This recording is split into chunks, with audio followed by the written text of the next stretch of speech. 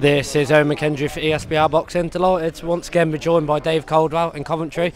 Dave, I know you're a bit cold, obviously we've got the heated lights on you now. What did you make of that? Obviously you're on commentary, GBM's first show on DAZN. How did you think that went? I really enjoyed it. I thought it was a good show. I said on comms we had a mixed bag. We had upsets, we had a couple of scrappy ones, knockdowns, great fights.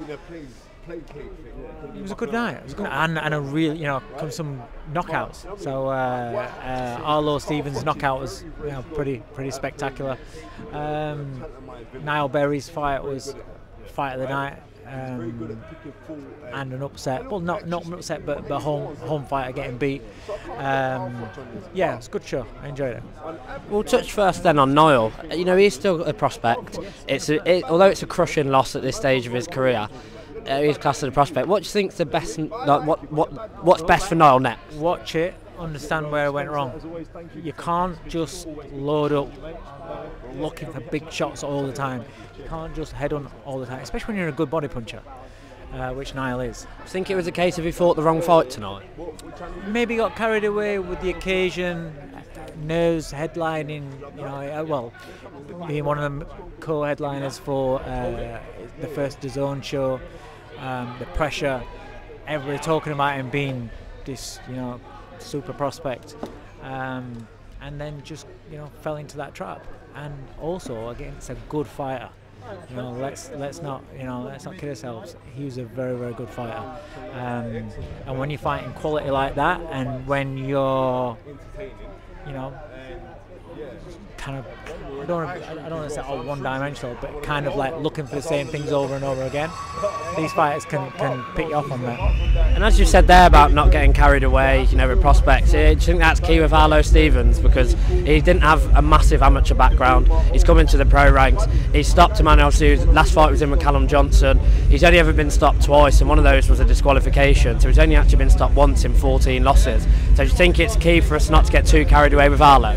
Yeah, because he's developing. This is early stages.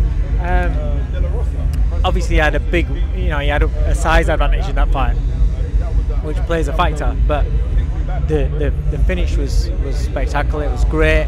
He settled down a little bit and then got rid of the guy. He started off well. I think if I remember, he started off well, then got a little bit too eager, and then settled back down again, and that was the job done. It was good, but he's a bare novice, so you can't get carried away.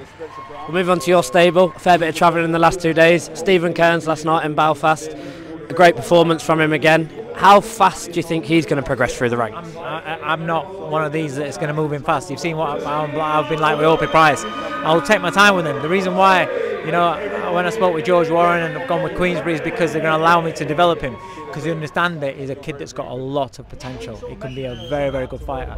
Taking around sparring lots of top level fighters, and he's learning from those guys, and he's adding it to his boxing IQ is increasing all the time.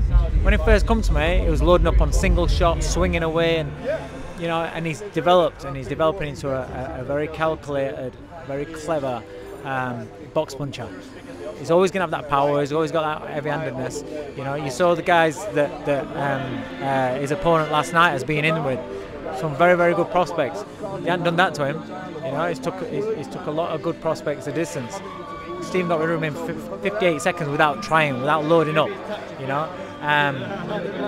His potential's right up there, so I'm going to take my time with him. And it'd be the same with, obviously, I've seen you put a post up on your Instagram of a local newspaper article of Ellis Price. He's got a lot of weight on his shoulders with Hopi. Is that something that you have to manage in terms of people are going to straight away say he's related to Hopi, he needs to move at Hopi's pace, and he will be Hopi Price? So managing that, how difficult can that be? I've got a very good relationship with my fighters. Hope, Ellis, Stephen, Dan Howard. They understand where I come from. I don't just coach physically. I coach mentally. I'm talking to them all the time, and this is why Ellis. I've been training Ellis for about a year, but he's only just turned pro. Because that's all part of the development, getting to his mind. Because I understand that he's going to be under that. Oh, it's Opie Price's brother, but he's building his own confidence in himself to come out of that shadow that may or may not be there, and to understand that he's going to be brilliant himself. He's his own. His boxer's different, his personality is different, but he's brilliant. And his debut performance was outstanding.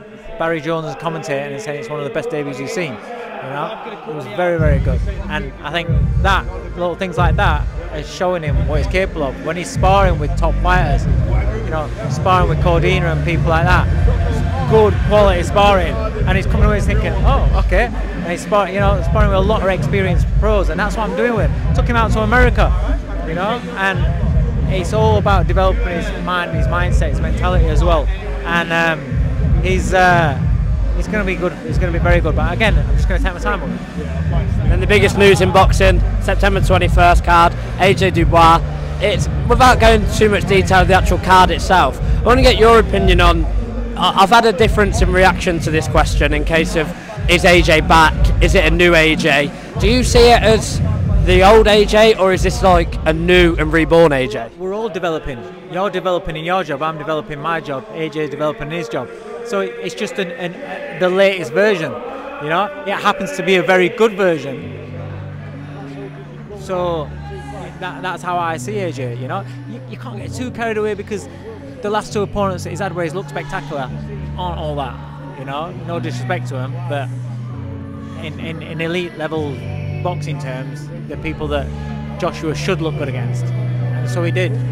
But a confidence and a mentality where he's growing, that there's no bones about it. That's a massive plus factor in his favour. It's a good fight. Him and Dubois is a good fight. I'm really looking forward to it. I'm excited about it. The two heavyweights that can clean your lights out. The two heavyweights that go in there to clean your lights out. But there are also two heavyweights that can get beat. So it's a good fight. And it's one that's had a lot of different opinions, especially from people like yourself that work within boxing, boxing brains that have been within the sport for many, many years, where I've had asked questions where people have said it's going to be an AJ within 4 rounds. I've had other people saying Dubois has got a best chance of his career at this sort of level.